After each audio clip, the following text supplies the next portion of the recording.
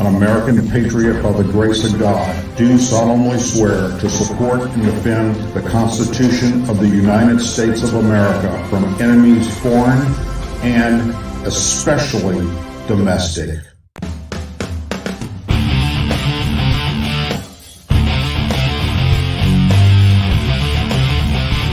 I, Douglas Ducote, an American patriot by the grace of God, do solemnly swear to support and defend the Constitution of the United States of America from enemies foreign and especially domestic.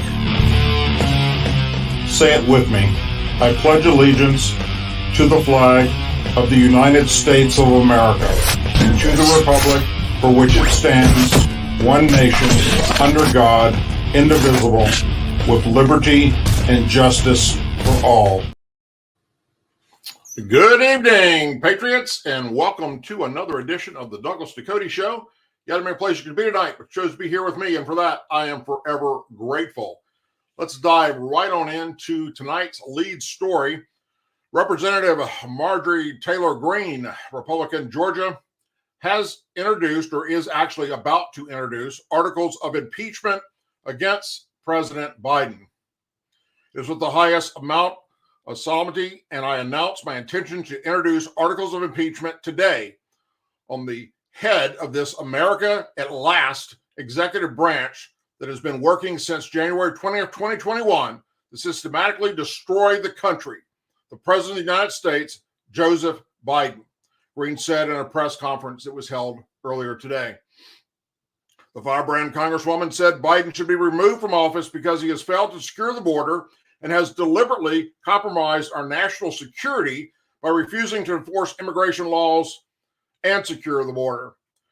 Greene went after Biden for permitting approximately 6 million illegals from over 170 countries to invade our country and accused the president of depriving Customs and Border Protection of the resources needed to secure our border. His administration has willfully refused to maintain operational control that is required by law. CBP reported more than 211,000 migrant encounters by authorities just from the month of April, an increase from March numbers, but down from the same time last year. There were 211,401 migrant encounters by CBP in April alone. Unbelievable. However, these figures are recorded before the surge of migrants that accompanied the end of Title 42, as we all know. The end of that order on May 11th brought with it concerns that there would be a fresh surge of migrants on top of the already enormous numbers authorities have been seeing that appeared to be happening within the days preceding the end of the order, which saw over 10,000 encounters a day. Greene announced her intentions to introduce impeachment articles against Biden over the border crisis at a press conference capping off impeachment week, during which she has moved to impeach Attorney General Merrick Garland, FBI Director Christopher Wray, and Homeland Security Secretary Alejandro Mayorkas. White House spokesman Ian Sams, called the impeachment articles a shameless sideshow political stunt and accused Greene of trolling. Is there a bigger example of a shameless sideshow political stunt than a trolling impeachment attack by one of the most extreme MAGA members in Congress over national security, while she actively demands to defund the FBI and even said she wouldn't be armed and would have won the January 6th insurrection if only she'd been in charge of it? Sam said in a statement, the president is focused on what's important to the American people, like preventing House Republicans' default that would crash the economy and protecting investments that are creating American manufacturing jobs, not silly political attacks, he added. Maybe he forgets that we're all aware of what the fuck's happening to our country right now. Greene has not released the text of the impeachment article against Biden yet, but on yesterday, she unveiled the article against Garland, and that was obtained by Fox News. In his conduct as Attorney General of the United States, in violation of his constitutional oath, faithfully to execute the office of the Attorney General of the United States and to the best of his ability, preserve, protect, and defend the Constitution of the United States. Merrick Brian Gran continues to materially endanger the justice system of the United States and empower President Joseph R. Biden Jr. to prosecute his political adversaries at will. The article read, the article cites several controversies and scandals under Garland's tenure as Attorney General, including the FBI's targeting of parents concerned about their kids' education at the behest of teachers' unions letter compared them to domestic terrorists, which we did a report on that as well as his refusal to prosecute leftist extremists that harass and threaten Supreme Court justices at their homes in the wake of the Dobbs decision. In separate articles of impeachment filed against Wray, Green claims that the FBI under his watch has facilitated the deployment of a federal police force to intimidate, harass, and entrap American citizens that are deemed enemies of the Biden regime. Green highlighted instances of what she regarded as abuse of the Bureau's authority. These instances include, among others, the FBI's unprecedented raid on the home of former President Donald Trump back on August 8th of 2022, and the Bureau's creation of a terrorist threat tag following the Supreme Court's overturn of Roe versus Wade earlier that summer. Green said Thursday each official was corrupt and unfit to hold office. Now, while I agree with everything she's saying, sadly, they should have picked somebody different to go forward with these articles, but it doesn't matter. None of it matters. Why? Because, number one, we don't have the House. I mean, we don't have the Senate. We have the House by a very short margin, but we do not have the Senate. And without the Senate, they can impeach all day long. Where's that going to get you? Ask the Democrats when they impeached Trump twice. What's it going to get you? Nothing. You're wasting taxpayer money on this without having the House and Senate. Now, if we have the House and Senate, fucking go for it. Okay? But let's time out a second. Let's think outside the box. What happens if we did have the House and Senate and it did go through and we did impeach Biden? We get the laughing hyena. We get Camilla Camel-Toe Harris that is absolutely as batshit crazy as Joe Biden is. She is a delusional, hypersexual witch from hell, as far as I'm concerned. She doesn't know how to do anything. She just walks around laughing and giving speeches and laughing like a fucking hyena. Is that what you want running our country? So it's not going anywhere. It's impossible for it to go anywhere. So it's great. Articles of impeachment against Biden that aren't going to go anywhere. And even if they were, then we get Kamala Harris and we're just in the same freaking boat. So look, there's only two ways this works.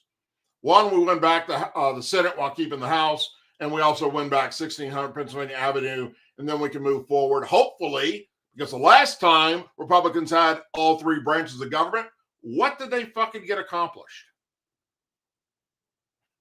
Same thing with when Democrats had all three branches of government.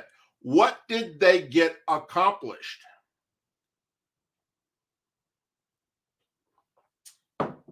Nothing.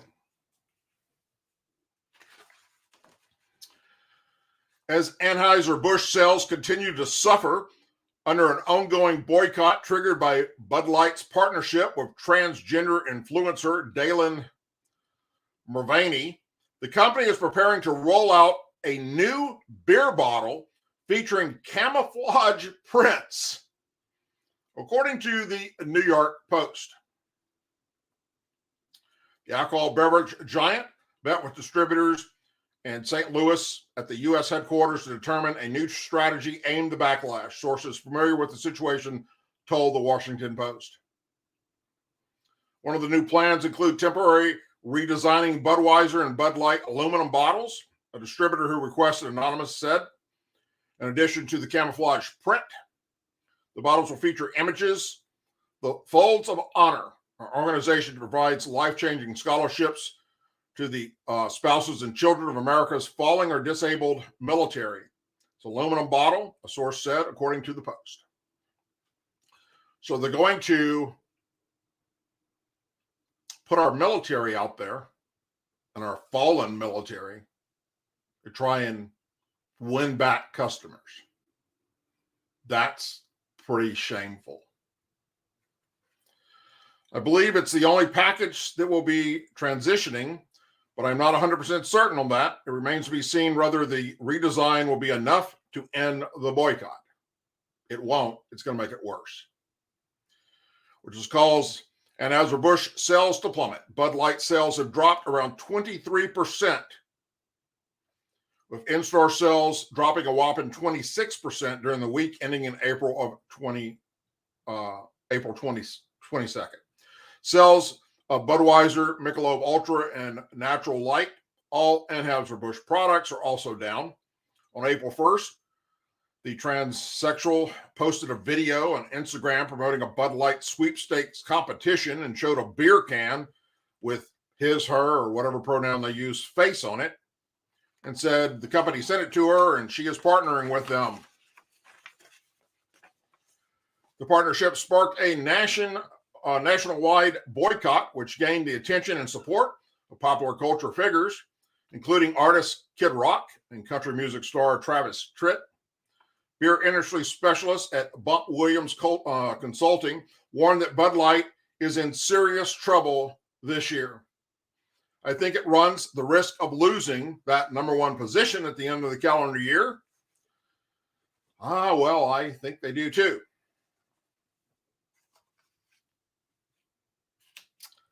Sam Burton, you all remember who that is, right? The embattled former senior Department of Energy official, transsexual, was arrested as a fugitive from justice by Maryland police late yesterday, according to county records reviewed by Fox News Digital. Burton was taken into custody in Rockville. A spokesman for the Metropolitan Washington Police Airport Authorities said, which is the lead law enforcement agency for both Washington, D.C. area airports, said the arrest was related to the theft of airport luggage, the third such criminal case involving her, him, / whatever pronoun they go by. Metropolitan Washington Airports Authority Police executed a search warrant May 17th in Montgomery County, Maryland, in connection with the allegations of stolen property and luggage from Reagan National Airport that was brought to the department's attention in February 2023. James Johnson, a spokesman, told Fox News Digital in an email. With the assistance of Montgomery County Police, Samuel Otis Burton, age 35, of Rockwell, Maryland, was taken into custody Wednesday pending charges of grand larceny, Johnson said. In an interview Thursday with the Daily Wire, which first reported the arrest, a witness who claimed to be Burton's neighbor said Burton was arrested about an hour after 4 unmarked police cars arrived. Montgomery County Police assisted in the arrest of he / she / whatever pronoun they go by. Burton was arrested at approximately 10 p.m. last night at their home on College Parkway. They, him, her, which she, are being held at the Montgomery County Central Processing Unit on a bond statute that is awaiting an extradition hearing. That's all the information we have on our end. The arrest comes a month after he, she, or whatever pronoun they're using, who made headlines last year after being appointed to the position that oversees nuclear waste policy at the Department of Energy, Office of Nuclear Energy, as a non-binary gender fluid person.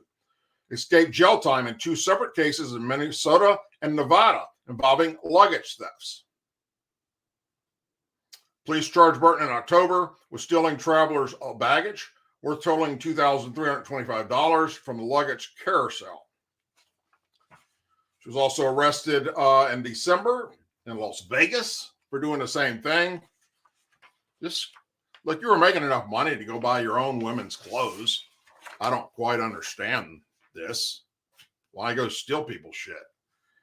But speaking of transsexuals, transgenders, you all know my stalker, Glenn Ray Hyder, aka Douglas Paines. Well, he's admitted to me finally what this whole stalking thing's about.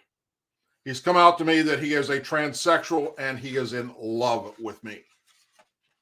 I politely explained to him that I'm not into that.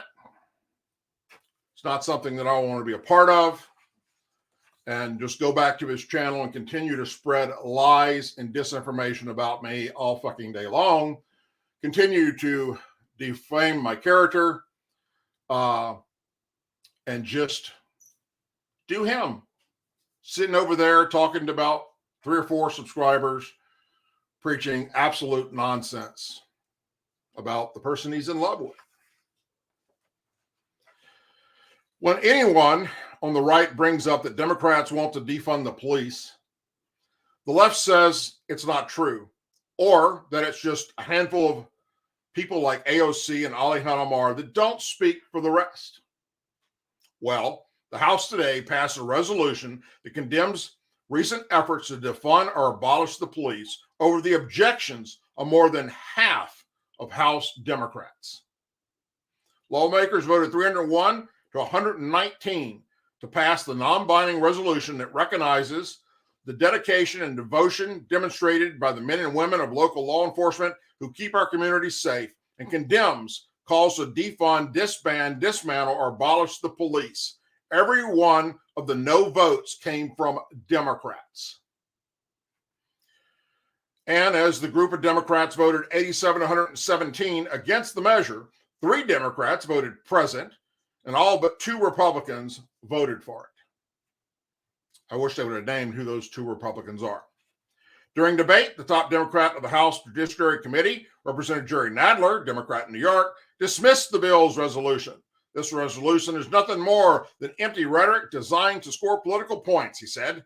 Democrats also blistered at language in the resolution that says leftist activists and progressive politicians call for the defunding and dismantling of local departments across the country and actively encourage resentment towards local law enforcement. It talks about the left's violence, but it refuses to talk about the right-wing violence, Nadler said, noting that the bill makes no reference to how police helped restore order during the January 6th riot at the Capitol. It is not a balanced or fair resolution. Okay, well, I'm all for calling it out on both sides, personally. We're not going to defund the police, so stop fucking saying that.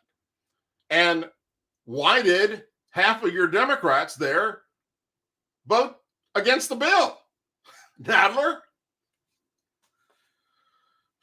I resent the characterization that somehow we progressives do not support law enforcement just because we want to have accountability in our community so that black and brown people can walk down the street and feel safe, added Representative Pramila J. Powell, Democrat, Washington, who chairs the Congressional Progressives Caucus. Let's take out the reference to progressives, which I take great offense to, she said. Progressive, progressive, progressive, progressive, progressive, progressive. But Representative Ken Buck, Republican Colorado, the lead sponsor of the resolution, quoted J. Powell from a news story in which she called for reducing funding for law enforcement. Law enforcement as a whole has a culture of brutality that you cannot deny if you look at all these incidents. Most of the protesters are calling for a complete transformation of policing. He quoted J. Powell from a news report. Buck read another media report that said J. Powell said that government should shift significant sums of money from police and place in other community-based programs, like maybe helping illegal aliens. A leading sponsor of the resolution, Representative Annie Biggs, quoted Nadler, who said there should be substantial cuts to the police budget in New York. Don't tell me now that you can't vote for this resolution, which honors local police enforcement and condemns the defund the police movement, Biggs said. Don't tell me that out of rhetoric, the House voted, capped off a week in which the House Republicans called for a new bill aimed at supporting police across the country, and Democrats refused to get on board. Not all, but over half. Lawmakers passed the bill that would make illegal alien assaults against police officers a deportable offense. Sounds great to me. The bill passed in a 255 to 175 vote and saw support from 36 Democrats. To the 36 Democrats that supported it, thank you. The House also passed the Federal Law Enforcement Officers Service Weapons Purchase Act, which would end the policy of requiring service weapons to be destroyed after they are retired from official use and allow the officer to buy and use the retired service weapons. The bill passed 232 to 198, thanks to help from 13 Democrats. Thursday's resolution opposed efforts to defund or abolish the police received the most number of Democrat votes across all three bills up this week. Isn't that amazing how so many Democrats, as we get close to election year, want to turn shit around quickly just to get votes?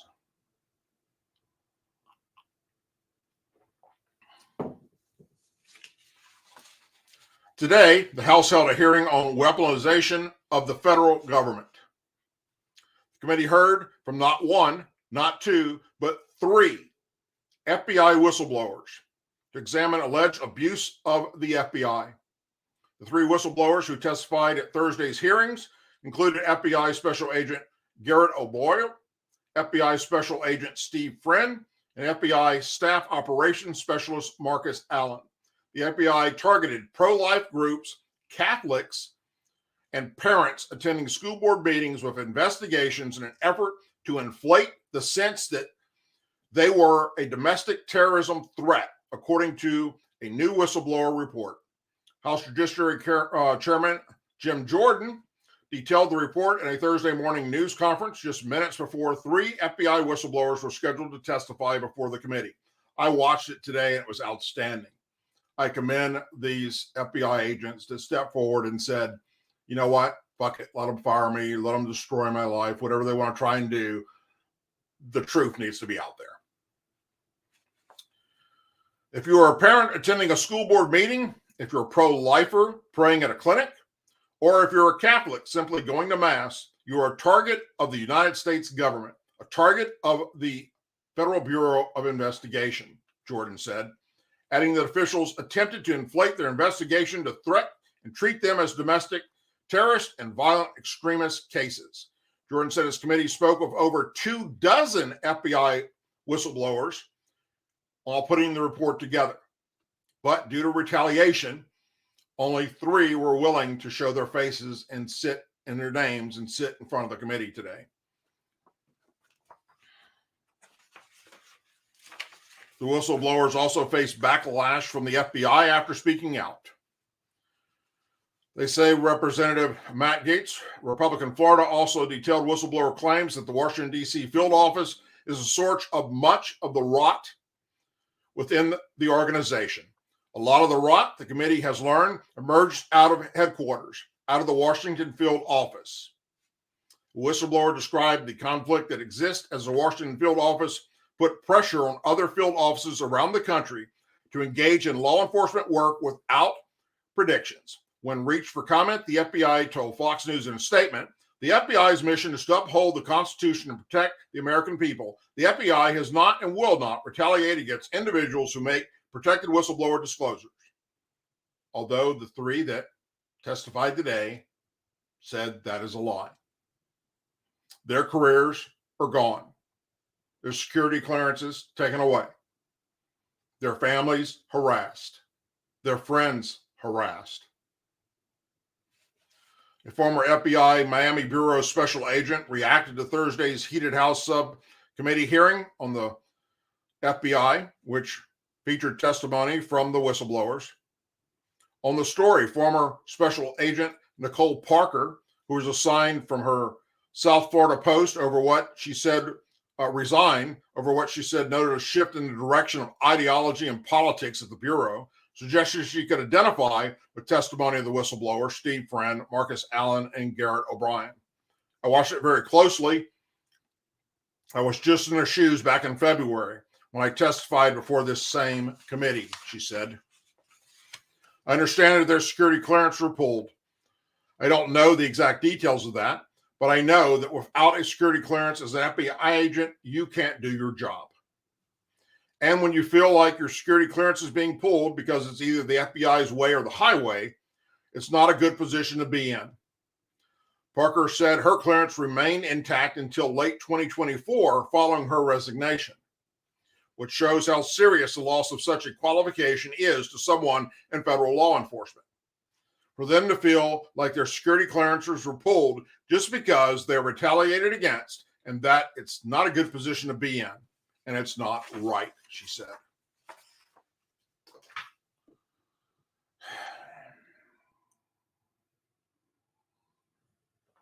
It is absolutely not right what's happening with our government. You all know what an upside down flag means, right? When the American flag is flown upside down. An American flag was seen flying upside down above the U.S. Capitol Tuesday. A typical a display used to show dire distress and extreme danger to life or property. Rogan O'Hanley, a political activist whose Twitter handle is DC_Drano, shared a photo on Twitter showing the American flag flying upside down. The photo quickly went viral with more than 4.3 million views as of today. New U.S. flag currently flying upside down over Senate building signals distress and needing rescue. Some believe it was slipped after Senator Fetterman spoke with the sophistication of a drunk toddler at a hearing today, O'Hanley tweeted. After many on Twitter questioned the photo's authenticity, Newsweek sent a reporter over and confirmed it was real. They also asked the Capitol Police what the hell's going on, and they told them it was because of a broken clip. So knowing that there was a broken clip, you still chose to raise the flag upside down. According to 4 U.S. Code 8, respect for the flag should never be displayed with the Union down, except as a signal of dire distress and instances of extreme danger to life or property. Update, Newsweek wrote a fact-check article on my tweet and confirmed that the U.S. flag was upside down for a period of time over the Senate building yesterday, a symbol of emergency distress. How does this happen? No way it was a careless mistake. Yes, I know the article says a clip broke, but the flag wouldn't fly like that if it was hanging by just one clip, which is 100% true. Guarantee the reply guys in my comments, taking the government's PR answer at face value or vaccinated and boosted, he added. The picture is clearly showing something different. Others echoed O'Hanley's skepticism, including one Twitter user who wrote, a true patriot did that, no doubt. If it was caused because of a clip broke, wouldn't the flag just be streaming in the wind instead of still fluttering like a flag upside down? And that is correct. That is how it would be flying. So here's the deal. Regardless of how it ended up being upside down, it's fitting for what's happening to this country. I think the one on top of the White House needs to fly upside down too. I think the American flag in front of all federal buildings in America need to be flown upside down because our country right now is in dire problems, horrible consequences, absolute just disgrace what they're doing to us, what they're doing to our country. And by weaponizing the Department of Justice and the FBI, it's working in their favor. Only Republicans get charged with federal crimes, not Democrats. I would ask that to Director Wray if I was a member of Congress. And when we talk about impeaching Joe Biden, something that won't work, what will work is when you get the House and Senate back, go for treason for what he did in Afghanistan by leaving billions of dollars of military equipment in the hands of our enemies. Go for treason. Go for treason against former President Obama for trading 5 known terrorists that killed American soldiers on the battlefield for 1 U.S. Army traitor, Sergeant Burdog. Those are treasonous acts. That has a lot of weight behind it. There is no way that either one of those two, the current president or the former president, can get away from this being labeled what it is, a treasonous act against the government. And sadly, the Republicans, for whatever reason, whether it's spineless or they don't have any balls, refuse to call it what it is. The President of the United States saw to it that the exit from Afghanistan was done in a way with such short notice and such speed that not only did it get more service members killed in that event, as you all know, but that it did not have in the plan to retrieve our equipment. And then they said it was all destroyed. And we know from whistleblowers that have come forward that it wasn't all destroyed. Yes, some equipment was destroyed, but the majority of it was not. That is a treasonous act to leave military equipment in the hands of our enemy. The Taliban wants to kill us, and we surrendered to them. That is a disgrace in itself, but it is also a treasonous act. Period. Stick a fork in it. That's what it is. Folks, you had many places you could be tonight. You chose to be here with me, and for that, I am forever grateful. Thank you very, very much. Go to our Rumble channel, The Douglas Ducote Show on Rumble, and follow us there, because that will be where we move to in the near future and get away from this fucked up YouTube communist bullshit that's going on. And also go to douglasducote.com and follow me there as well. And also in the description of this show and all my shows and all my videos, you can see where you can follow me on different social media platforms. Follow me, I'll follow you. That's how it works. That's how we spread this information. Thank you very, very much for being here tonight. Please be safe this weekend, whatever you're doing. If something breaks between now and next Tuesday's show, I'll be sure to do a video about it or do a live stream about it, whatever the case may be. As always, please say a prayer for our men and women serving the United States military, our veterans, our law enforcement officers, our first responders and their families, our angel families, our blue and gold star families, and our country. And if you do not know what angel families are, or you do not know what gold star families are, or blue star families, please Google it. Look it up. They need our support now than ever before, because as the current administration are literally pissing on the graves of their loved ones, and that is unacceptable. Thank you. God bless, and I'll see you soon.